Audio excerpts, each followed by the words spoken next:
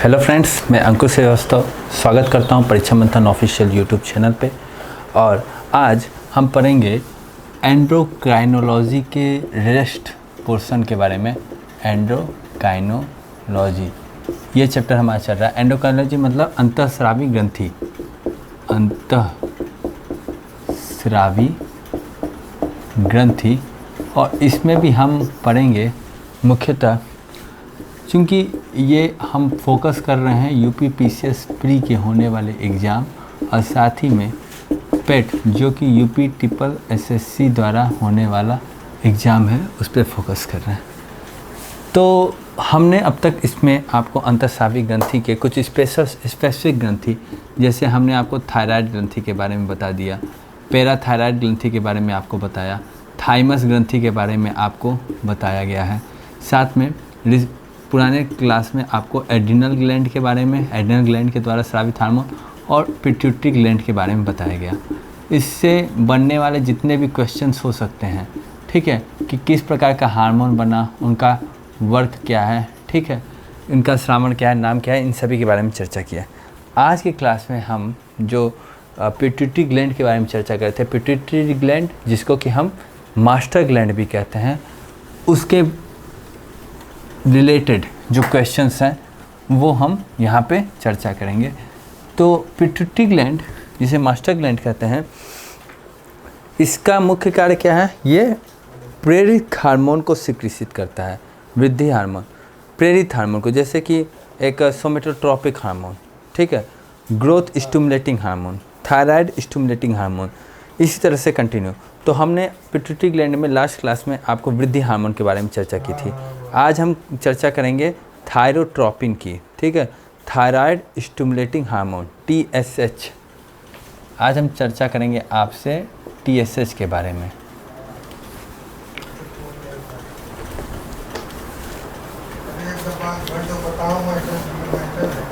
TSH thyroid stimulating hormone, ठीक, thyroid stimulating hormone TSH, या फिर इसे आप थायराइड प्रेरक हार्मोन भी कहते हैं।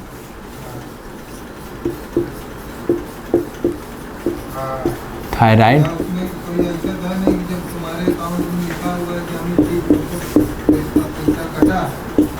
प्रेरक हार्मोन भी कहते हैं, ठीक है, थायरोट्रोपिन, या फिर हम उसे और क्या कह सकते हैं,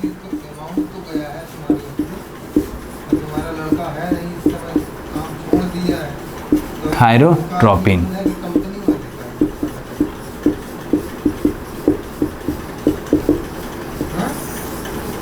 ठीक, ये क्या करता है कि ये यहाँ से ये क्या करता है, थायराइड हार्मोन के स्रावन को स्टिमुलेट करता है, इसका मुख्य कार्य होता है। ठीक, तो इसका मुख्य कार्य, इसका कार्य क्या है?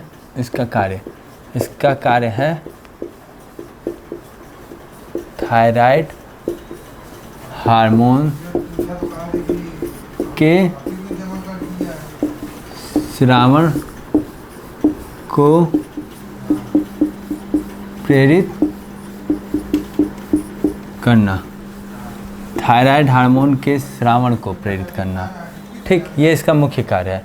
इसीलिए जो थायराइड का जो पेशेंट होता है उसमें क्या होता है, थायराइड के पेशेंट में क्या होगा, उसमें आप देखेंगे कि T3 T4 ये लेवल डाउन है क्योंकि थायराइड लेवल कम हो रही है, पर TSH क्या होता है, वो बढ़ा हुआ है। और थायराइड जो होता है वो हमेशा ये स्टिमुलेट कर रहा है, ठीक, थायराइड हार्मोन के सिक्रीशन के लिए, बट T3 T4 क्या होता है, वो तो उतना बन नहीं रहा है, और ये कंटिन्यू इसकी क्वांटिटी जो होती है वो बढ़ती है, TSH लेवल बड़ा होता है, T3 T4 कम रहता है। ये थायराइड के पेशेंट में होता है, जिसे हम क्या कहते हैं, हाइपोथर्मिया। ठीक, तो ये हुआ थायराइड स्टिमुलेटिंग हार्मोन, ये जिसे हम थायरोट्रोपिन कहते हैं। ठीक, नेक्स्ट हार्मोन है दुग्ध हार्मोन। दुग्ध हार्मोन को इंग्लिश में कहते हैं लैक्टोजेनिक हार्मोन या फिर ल्यूकोट्रोपिक हार्मोन। ठीक है, ल्यूकोट्रोपिक हार्मोन। तो इससे है, नेक्स्ट है आपका कि दुग्ध प्रेरक हार्मोन या फिर लेक्टोजेनिक हार्मोन भी कह सकते हैं, या फिर आप उसे क्या कहते हैं, ल्यूकोट्रोपिक हार्मोन भी कह सकते हैं।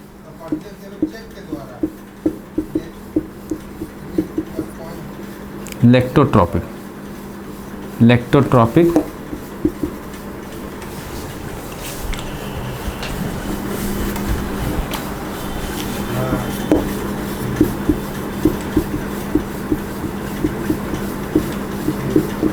तो लेक्टोट्रोपिक हार्मोन, लेक्टोजेनिक हार्मोन या दुग्ध प्रेरक हार्मोन, इसका मुख्य कार्य क्या है? इसका मुख्य कार्य है दुग्ध के स्रावण को बढ़ाना। ठीक, ये इसको हम मेमोनोट्रोपिक हार्मोन भी कहते हैं। ठीक है, और ये दुग्धजनक हार्मोन है।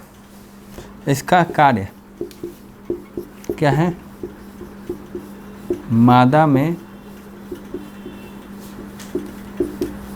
दुग्ध का निर्माण करना फीमेल में। ठीक, और ये क्या करता है? इसको हम दुग्धजनक हार्मोन भी कहते हैं। इसको हम दुग्धजनक हार्मोन भी कहते हैं। दूसरी बात ये है कि ये हम क्या कहते हैं? इसे हम मेमोनोट्रोपिक हार्मोन भी कहते हैं, MTH।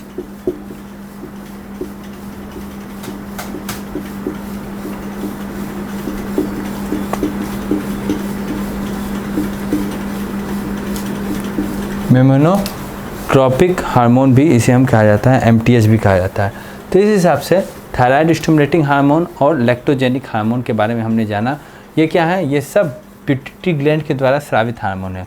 ये थायराइड पे एक्ट करेगा, जबकि ये क्या कहता है? ये मेमोरी ग्लैंड पे स्टिमुलेट करेगा दुग्ध को जनरेट करने में। इसको हम मेमोनोट्रोपिक हार्मोन भी कहते हैं। ठीक, यहाँ तक हो गया, इसको नोट कर लीजिएगा। इस तरह हम थायराइड ग्रंथि से स्रावित होने वाले सभी हार्मोन के बारे में क्रमशः बिंदुवार ढंग से अध्ययन करते हुए चलेंगे। ठीक, अब हम नेक्स्ट पॉइंट पे हम चलते हैं। वो क्या है? पुटिक प्रेरक हार्मोन। प्रेरक हार्मोन मतलब एक होता है पुटिक मतलब फॉलिकल स्टिमुलेटिंग हार्मोन। यह नर के वृषणों पे एक्ट करता है और साथ में मादा के ओवरी में अंड जनन के लिए प्रेरित करता है।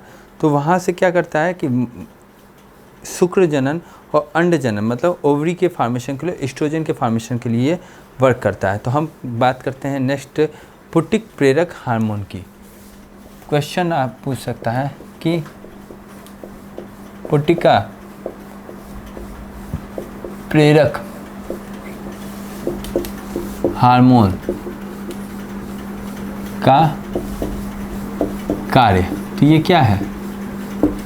देखिए, पहली बात की ये कि ये पीयूष ग्रंथि द्वारा स्रावित हार्मोन है। पीयूष ग्रंथि द्वारा स्रावित हार्मोन, पहली बात। दूसरी बात ये कि ये इसको हम और इंग्लिश में क्या कहते हैं? Also called as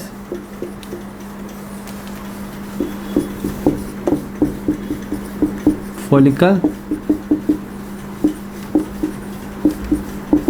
stimulating hormone. ठीक, और नर में ये क्या करती है? इट्स एक्ट ऑन नर और मादा। ये नर के विषणु में कार्य करती है और किस में हेल्प करती है? शुक्र जन्म स्पर्मोजेनेसिस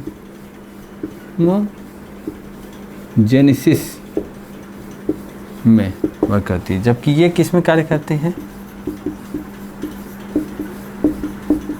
ये अंड जनन में कार्य करता है मादा में, और साथ में एस्ट्रोजन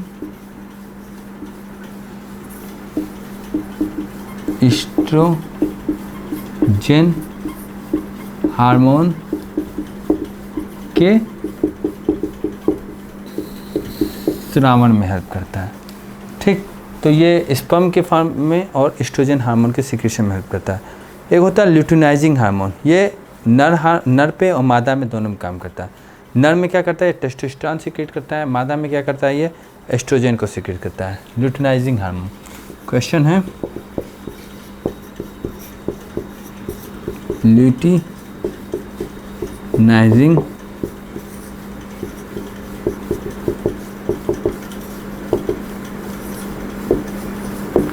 हार्मोन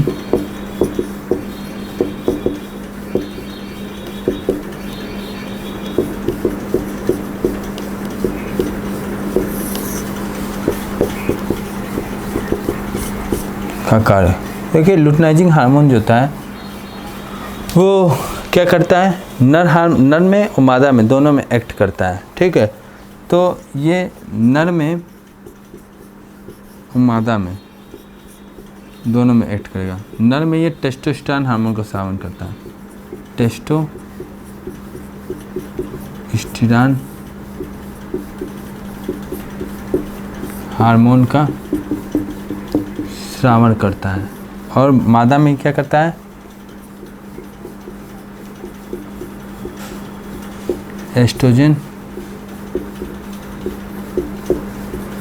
हार्मोन का स्रावन करता है। तो टेस्टोस्टेरोन और एस्ट्रोजन हार्मोन का स्रावन क्या करता है, ल्यूटिनाइजिंग हार्मोन।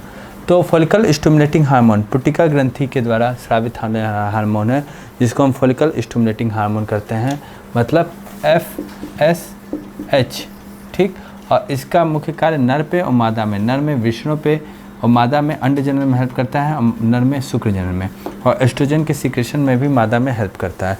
ल्यूटिनाइजिंग हार्मोन ये क्या करता है, नर में टेस्टोस्टेरोन हार्मोन और मादा में क्या करता है, एस्ट्रोजन हार्मोन के सीक्रेशन को क्या करता है, ये स्टिमुलेट करता है। अब हम बात करते हैं मेलेनोसाइट हार्मोन। ये क्या करता है कि ये मेलेनिन पिगमेंट जो शरीर में त्वचा के रंग के लिए रिस्पॉन्सिबल होती है, उनके त्वचा के रंगों को के कणों को फैला देती है और त्वचा के रंग को देती है। कई बार जैसे तिल है, शरीर में मोल्स हो जाते हैं, वो भी क्या होता है, वहाँ पे क्या होता है, पिगमेंटेशन बहुत ज़्यादा हो जाता है, देन वो that is called as the तिल मोल्स। ऑक्सीटोसिन हार्मोन भी होता है। अब हम यहाँ पे बात करते हैं मेलेटोनिन हार्मोन। ये सब हम पीयूष ग्रंथि के द्वारा स्रावित होने वाले हार्मोन के बारे में चर्चा कर रहे हैं क्वेश्चन फॉर्म में। आपसे ये इनको बिंदुवार नोट करेंगे तभी आपको क्वेश्चन आंसर्स में हेल्प आएगी। अब हम बात करते हैं मेलेनोसाइट हार्मोन। मेलेनोसाइट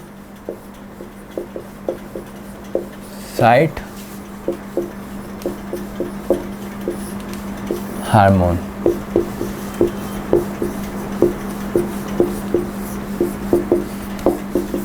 ये हार्मोन क्या करती है? देखिए जो मेलेनोसाइट हार्मोन है इसका कार्य क्या है? त्वचा के रंग के लिए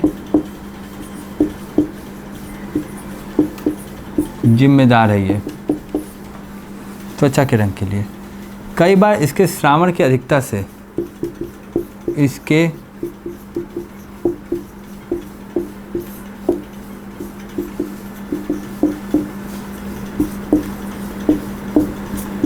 श्रावण के अधिकता से क्या होता है? तिल फॉर्म हो जाता है जिसे हम क्या कहते हैं? मोल्स। ठीक है, और इससे स्रावित हार्मोन, इससे स्रावित हार्मोन वो क्या कहते हैं? Melanin pigment. ठीक,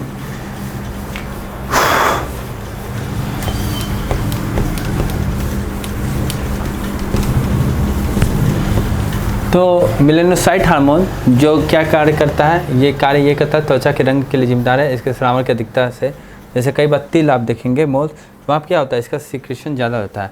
और इसके स्रावित हार्मोन को हम क्या कर, इससे स्रावित जो पिगमेंट होता है उससे क्या होता है, कशेरुकों में मेलेनिन इनमें पिगमेंट सीक्रेट होता है। अब हम बात करते हैं जैसे ऑक्सीटोसिन। ऑक्सीटोसिन क्या है?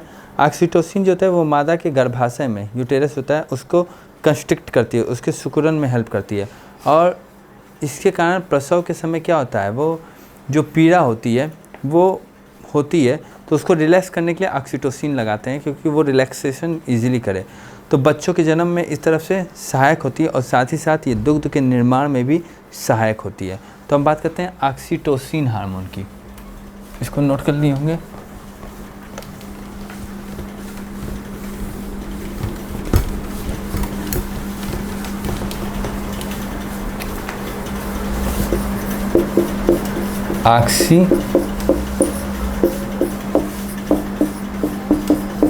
ऑक्सीटोसिन हार्मोन, देखिए जो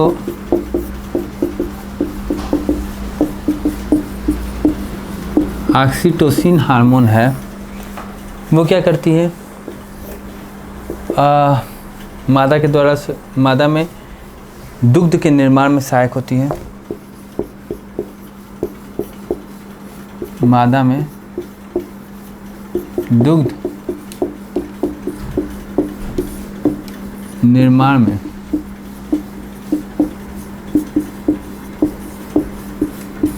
सहायक होती है। एक चीज़ दुग्ध निर्माण में सहायक होना, दूसरी चीज़ ये प्रसव में सहायता करती है, प्रसव में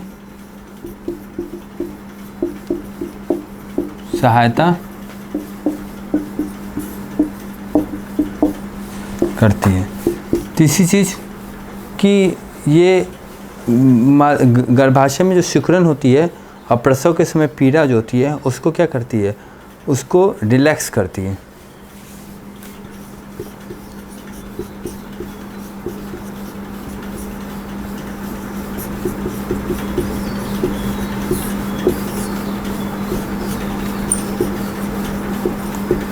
गर्भाशय के समय सिकुड़न होती है जिससे क्या होता है, पीड़ा होती है, तो उससे क्या होती है, ये इसी कारण होती है, ठीक। तो उसमें रिलैक्स होती है। तो ऑक्सीटोसिन हार्मोन मादा में दुग्ध के निर्माण में क्या होती है, सहायक होती है, प्रसव में ये सहायता करती है। और गर्भाशय के समय जो सिकुड़न होता है यूटेरस में, जिसके कारण क्रैम्पिंग पेन होती है, वो ये इसके कारण है। अब हम बात करते हैं पेनक्रियाज की। पेनक्रियाज क्या है? पेनक्रियाज एक आमाशय के पीछे पाया जाने वाला स्ट्रक्चर है पेनक्रियाज, ठीक।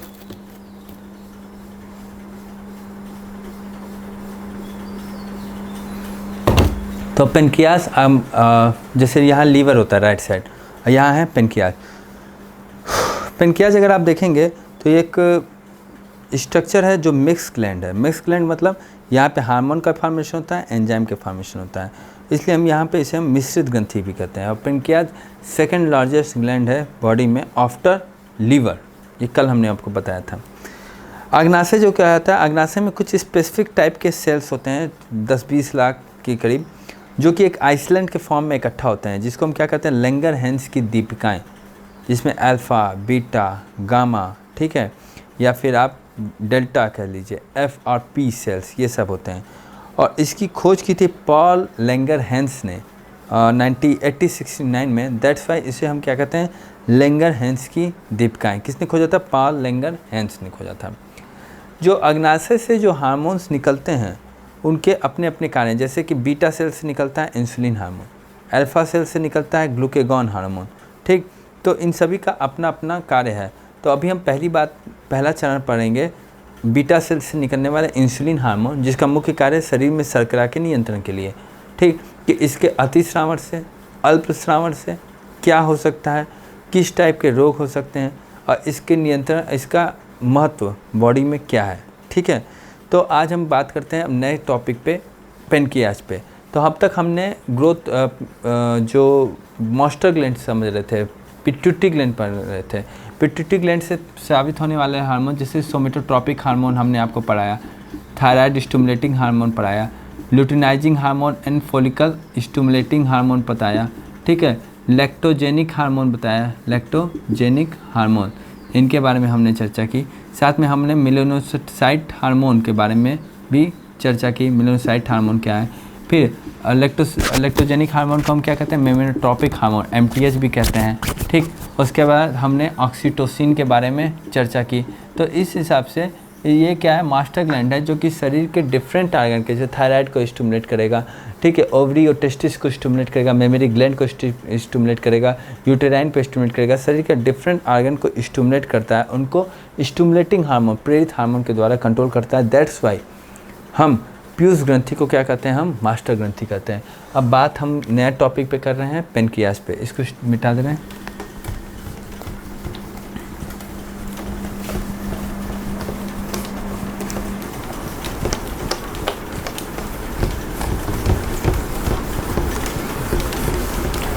तो पेनक्रियास क्या है, देखिए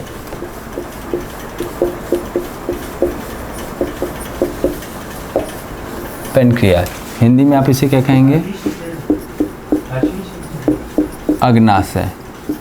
अग्नाशय क्या है, अग्नाशय सेकंड लार्जेस्ट ग्लैंड है बॉडी का, ये हमने आपको बताया था। दिस इज द दूसरा सबसे बड़ी ग्रंथि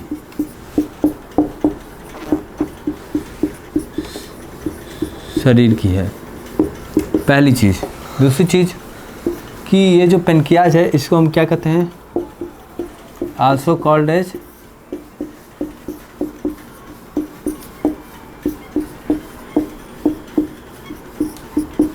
मिश्रित ग्रंथि भी कहते हैं। और क्या कहते हैं, यहाँ पे 10 से 20 लाख के करीब आप देखेंगे एक सेल्स, इससे मिश्रित ग्रंथि कहते हैं। इससे क्या क्या साबित होता है, इससे एंजाइम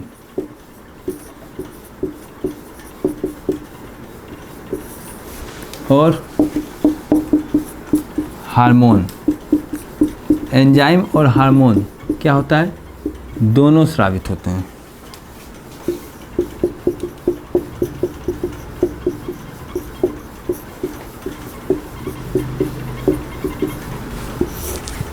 ठीक। दूसरी बात यह है कि जो अग्नाशय में क्या होता है, 10 से 20 लाख के करीब दीपिकाएँ होती हैं, को सेल्स होती हैं जो कि एक आइसलैंड के फॉर्म में होती हैं, ये नोट कर लीजिएगा, ठीक। तो पेनक्रियाज में क्या पूछा जा सकता है, ये पूछ के सकता है कि ये दूसरी सबसे बड़ी ग्रंथि है, इसको मिश्रित ग्रंथि भी कहते हैं। क्यों कहते हैं, क्योंकि इससे एंजाइम हार्मोन दोनों सीक्रेट होता है, ठीक। अब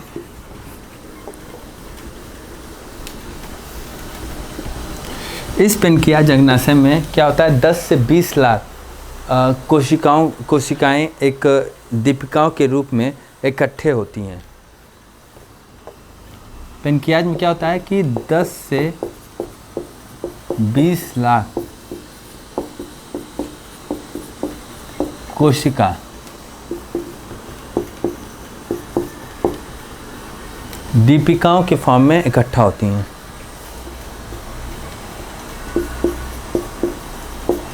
दीपिका के रूप में एकत्रित होती हैं। इनको क्या कहते हैं, इसे खोजा था किसने, पॉल लेंगर हेंस ने, सो कॉल्ड एज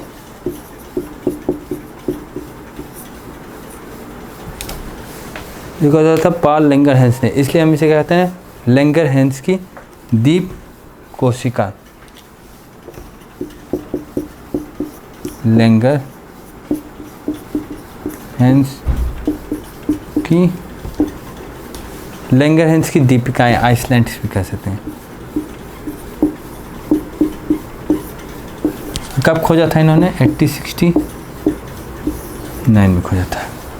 अब ये इसमें जो ये सेल्स होते हैं, ये सेल्स कई टाइप के होते हैं। जैसे अल्फ़ा सेल होती हैं, ठीक, बीटा सेल होती हैं, ठीक, गामा सेल होती हैं, डेल्टा एफ सेल होती हैं, पी सेल होती हैं, डेल्टा सेल होती हैं।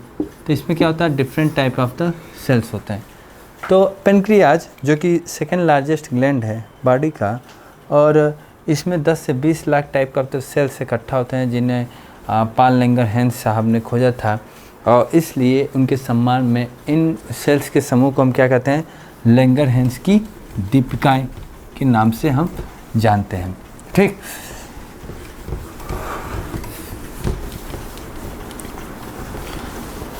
तो यहाँ जो पढ़ेंगे कि अग्नाशय में जो स्रावित वाले हार्मोन और उनके कार्य क्या हैं।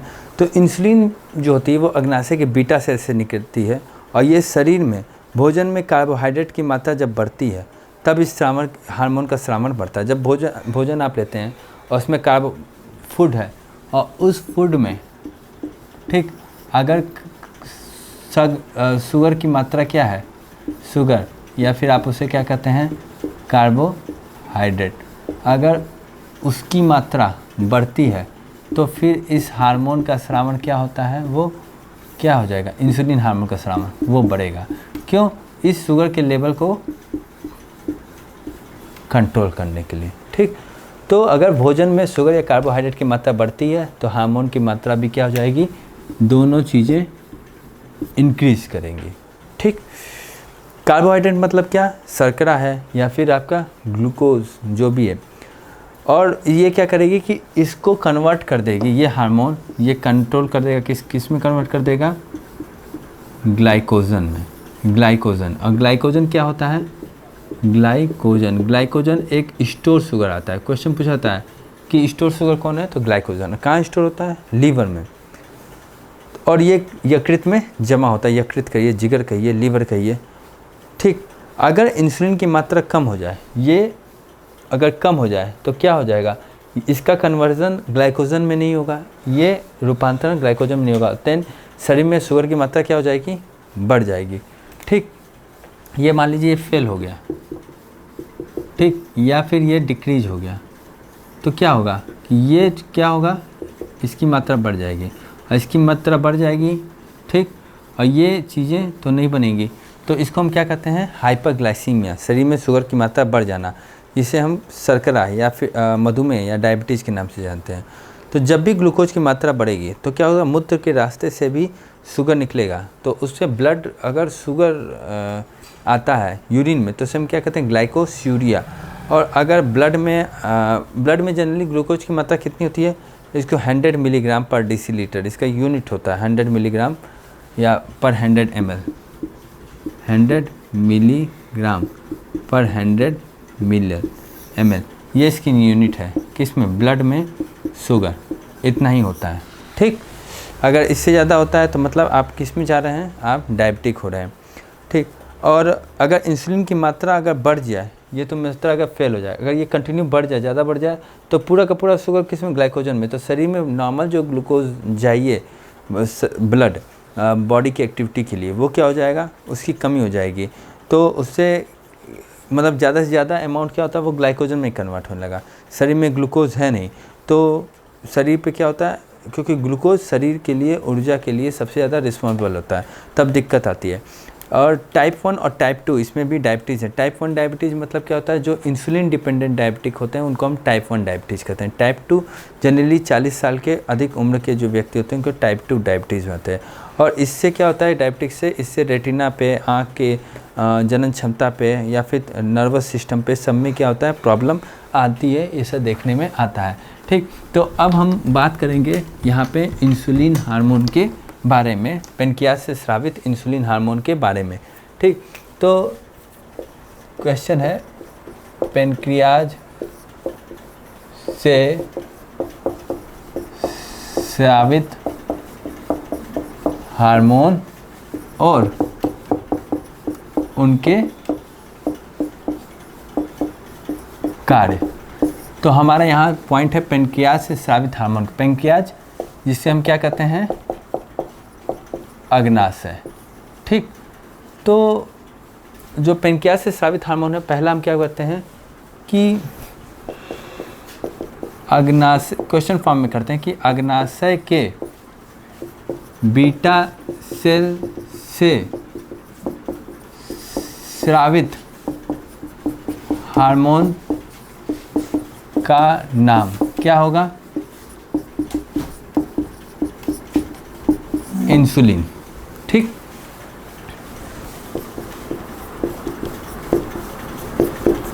इंसुलिन में पाया जाने वाला तत्व तो क्या होगा? जिंक। ठीक, क्वेश्चन अगर ये है, इंसुलिन के अति स्रावण से होने वाला रोग, अति नहीं अल्प, अगर इंसुलिन का अल्प स्रावण से होने वाला रोग कौन होगा? उसे हम कहते हैं मधुमेह, या इंग्लिश में क्या कहेंगे?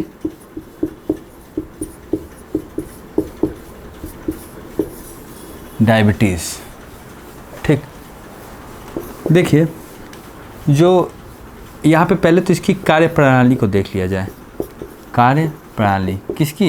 इंसुलिन की, तभी आप क्वेश्चंस को सॉल्व कर पाएंगे। देखिए इंसुलिन का कार्य क्या है कि जनरली भोजन में क्या होता है, भोजन में अगर शुगर है, ठीक, ग्लूकोज है, ठीक, कार्बोहाइड्रेट है, तो ये ब्लड में जाने के बाद, भोजन के इंटेक के बाद ये सब चीज़ें कहाँ जाएंगी? ब्लड में, और ब्लड से शरीर की कोशिका इसको उपयोग में ले लेगी। परंतु अगर इसकी क्वांटिटी बढ़ गई, ये तो कंडीशन फर्स्ट है, इसे हम कहते हैं नॉर्मल कंडीशन में। ठीक, एबनॉर्मल क्या होगा? मतलब एबनॉर्मल मतलब असामान्य स्थिति, जिसे हम पैथोलॉजिकल कंडीशन कहते हैं। ये तो सामान्य फिजियोलॉजिकल कंडीशन है। असामान्य कंडीशन में क्या होगा कि अगर ब्लड में ये भोजन में इनकी मात्रा अगर बढ़ जाए और ब्लड में इनकी मात्रा बढ़ जाए, तो इसे हम क्या कहेंगे? तब इसे हम कहेंगे हाइपर ग्लाइसीमिया। ठीक है, और ब्लड में क्या शुगर को इंसुलिन क्या करेगा? ग्लाइकोजन में कन्वर्ट कर देगा, ग्लाइकोजन में परिवर्तित, और ग्लाइकोजन में परिवर्तित चेंज कर देगा, हिंदी में परिवर्तन कर देगा। जो ग्लाइकोजन में जो परिवर्तित होता है, इसको और यकृत में जमा हो जाएगा। ये कहाँ जमा हो जाएगा? यकृत, लीवर में स्टोर जमा, इसको हम क्या कहते हैं? Store sugar. ठीक, ये नॉर्मल कंडीशन है। ठीक, नॉर्मल कंडीशन में भोजन अगर आपने लिया, उसमें शुगर है, ग्लूकोज है, कार्बोहाइड्रेट है, वो ब्लड में, और ब्लड में क्या होगा? ब्लड में शुगर शरीर की कोशिका में उपयोग में आ जाएगी, और जो अगर अधिक मात्रा है वो क्या करती है? इंसुलिन के द्वारा ग्लाइकोजन में कन्वर्ट हो जाएगी। ग्लाइकोजन को हम क्या कर सकते हैं? लीवर में स्टोर हो जाएगा। हिंदी में भी आप इसको ग्लाइकोजन ही लिखेंगे ऐसे। ठीक, बट अगर ये तो नाम का एबनॉर्मल कंडीशन में क्या हो जाएगा कि अगर ये लेवल बढ़ गया, तो इसको नोट कर लीजिएगा नॉर्मल कंडीशन में। एबनॉर्मल कंडीशन का बताएं कि अगर ये तो इंसुलिन का कार्य हो गया नॉर्मल कंडीशन में। ठीक, असामान्य स्थिति में दो स्थिति उत्पन्न होगी। एक तो इंसुलिन का अल्प श्रावण, तो अल्प श्रावण होगा तो ग्लाइकोजन में परिवर्तन नहीं होगा, ग्लाइकोजन में नो परिवर्तन। ब्लड में ग्लूकोज लेवल बढ़ेगा, ब्लड में ग्लूकोज लेवल बढ़ जाएगा। नॉर्मल कितना होता है? नॉर्मल है आपका 100 मिलीग्राम पर 100 मिलीलीटर, ये नॉर्मल है। तो इसको हम क्या कहते हैं? इसे हाइपर ग्लाइसीमिया कहेंगे, ठीक। और अगर इंसुलिन का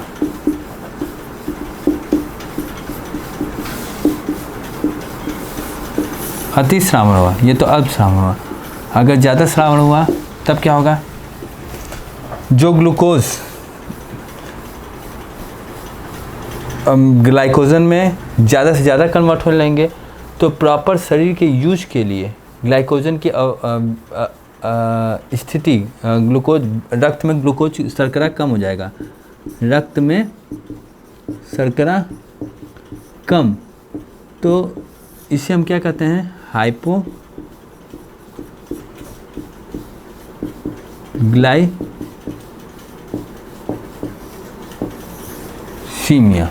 ठीक।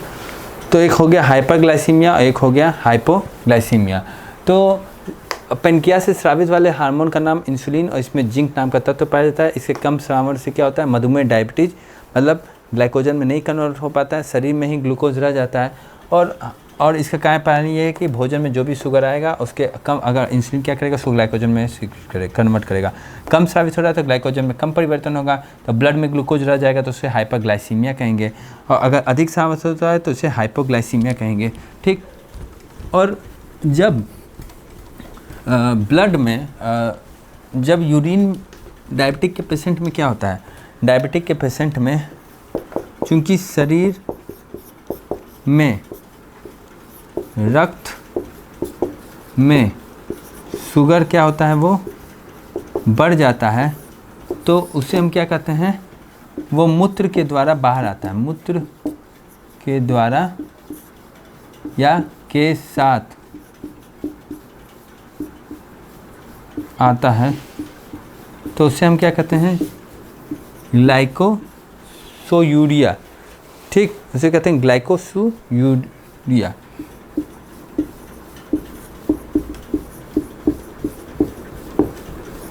ग्लाइकोसूरिया, ठीक है। मूत्र में ग्लूकोज का आना क्या कहलाता है? ग्लाइकोसूरिया कहता है।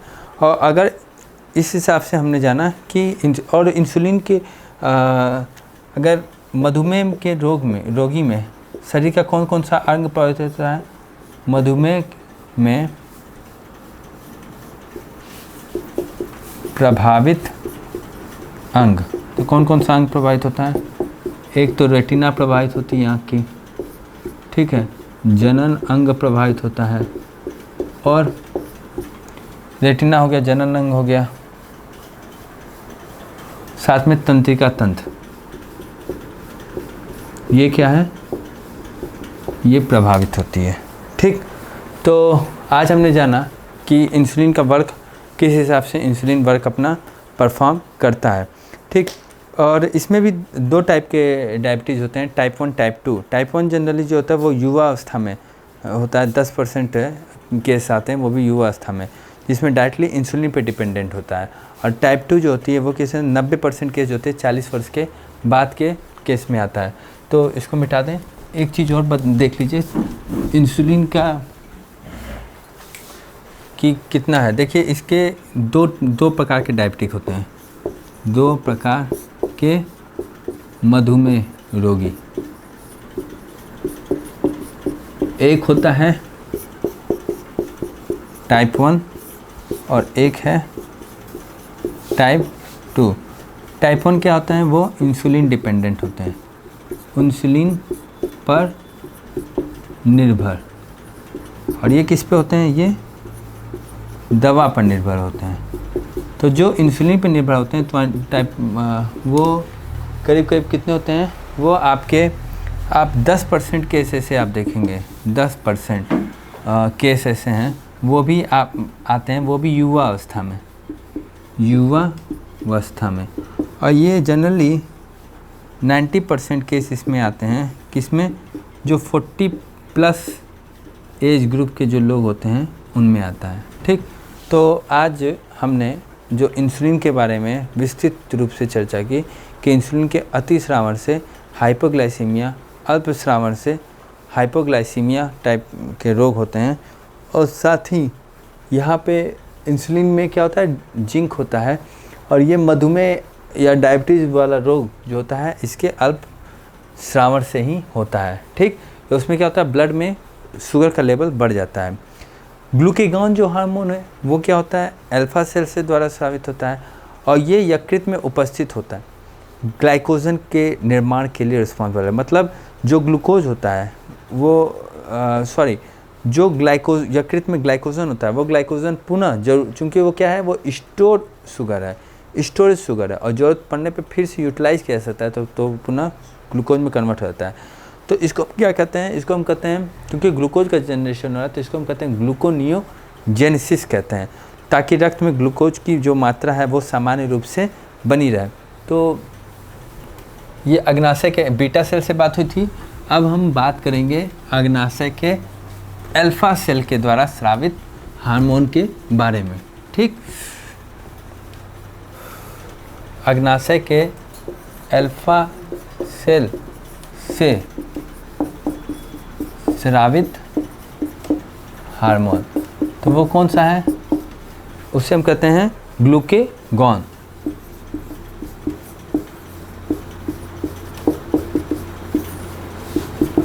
ये हार्मोन क्या कार्य करता है, इसका कार्य यह है कि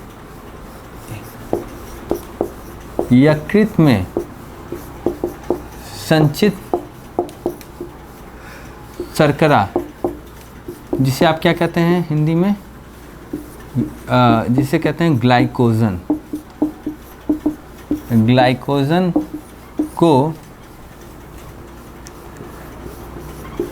रक्त में सामान्य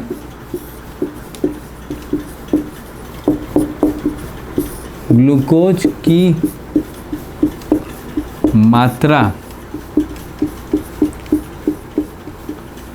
बनाए रखने के लिए एक चीज़ या फिर ज़रूरत पड़ने पर, तो ये यकृत क्या कहता है, यकृत में संचित शर्करा को या फिर रक्त में सामान्य ग्लूकोज की मात्रा को बनाए रखने के लिए या फिर ज़रूरत पड़ने पे ये क्या करेगा,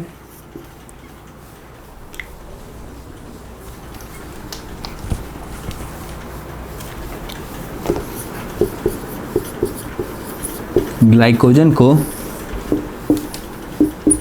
ग्लूकोज में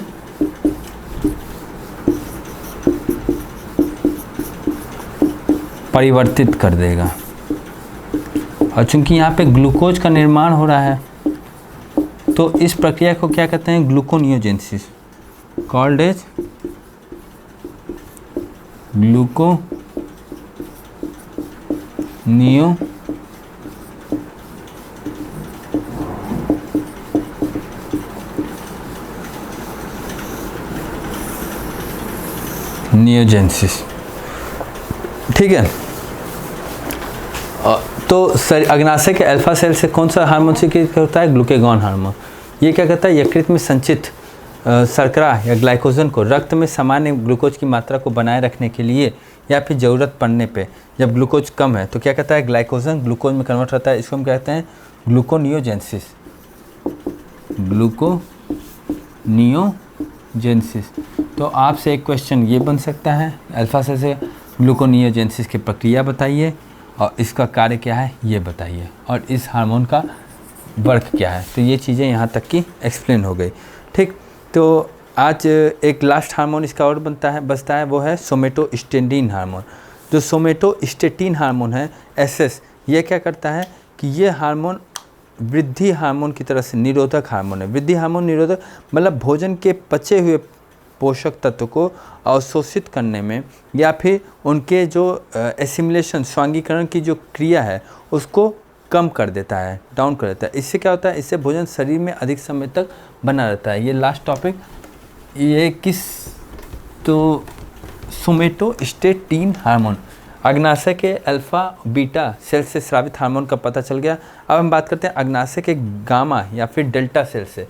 अग्नाशय के गामा आर डेल्टा सेल कोसा से स्रावित हार्मोन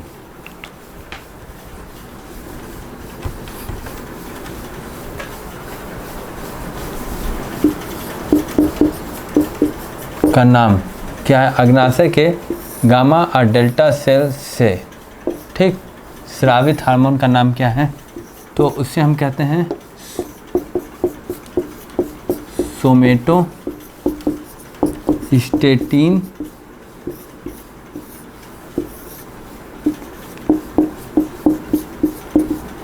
हार्मोन।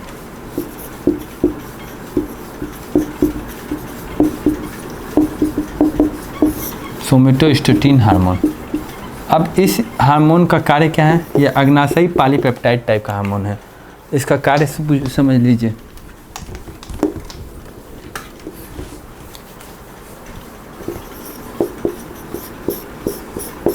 देखिए इसका कार्य यह है कि शरीर में भोजन के अवशोषण की दर, भोजन के स्वांगीकरण की दर, अवशोषण मतलब एब्जॉर्प्शन, स्वांगीकरण मतलब एसिमिलेशन, इसकी रेट को क्या करना, कम करना। ठीक, तो इससे क्या होगा, इसके फ़ायदे क्या होंगे? इससे शरीर में भोजन काफ़ी देर तक रुकेगा। ठीक, ये इसका कार्य है। तो अब तक हमने जान गए कि गामा सेल या डेल्टा सेल से द्वारा स्रावित हार्मोन का नाम क्या है? Somatostatin hormone, SSH, somatostatin hormone. ठीक, और इसका कार्य क्या है? शरीर में भोजन के अवशोषण को या स्वांगीकरण को क्या करना है? इनकी दर को कम करना है, जिससे कि शरीर में भोजन काफ़ी देर तक रुक सकेगा। तो आज की क्लास यहीं तक पे हम ख़त्म करते हैं। और आज हमने मुख्यतः क्या क्या जाना?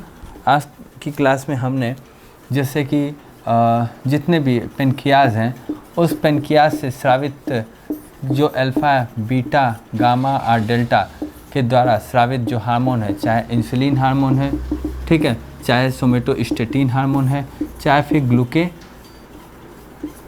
हार्मोन है, इन सभी हार्मोन के कार्य के बारे में जाना, उनके द्वारा कमी या उनकी अनियमितताओं के द्वारा जो रोग होते हैं उनके बारे में जाना। आपके द्वारा जो एग्ज़ाम यूपी PCS के प्री में पूछे जाएंगे वो यहीं से डायरेक्ट रिलेटेड होते हैं। ठीक, तो आज की क्लास यहीं पे समाप्त की जाती है। और पीयूष ग्रंथि के द्वारा जो रिलेटेड हार्मोन थे हमने उसके बारे में चर्चा की, जैसे फॉलिकल स्टिमुलेटिंग हार्मोन है, हमने ग्रोथ हार्मोन के बारे में, थायराइड स्टिमुलेटिंग हार्मोन के बारे में, मेलेनोट्रोपिक हार्मोन के बारे में, ठीक है, मेलेनोसाइट हार्मोन, और लैक्टेटिंग हार्मोन के बारे में, लुटिनाइजिंग हार्मोन के बारे में। ठीक, इन सभी हार्मोन के बारे में चर्चा की, उनके कार्य क्या हैं इनके बारे में चर्चा की, पेनकियाज के द्वारा निकलने वाले हार्मोन उनके बारे में चर्चा की। धन्यवाद। कल की क्लास में हम आपसे पुनः मिलेंगे और एंडोक्राइन सिस्टम्स के नेक्स्ट पार्ट को कंप्लीट करते हुए नया टॉपिक डाइजेस्टिव सिस्टम स्टार्ट करेंगे।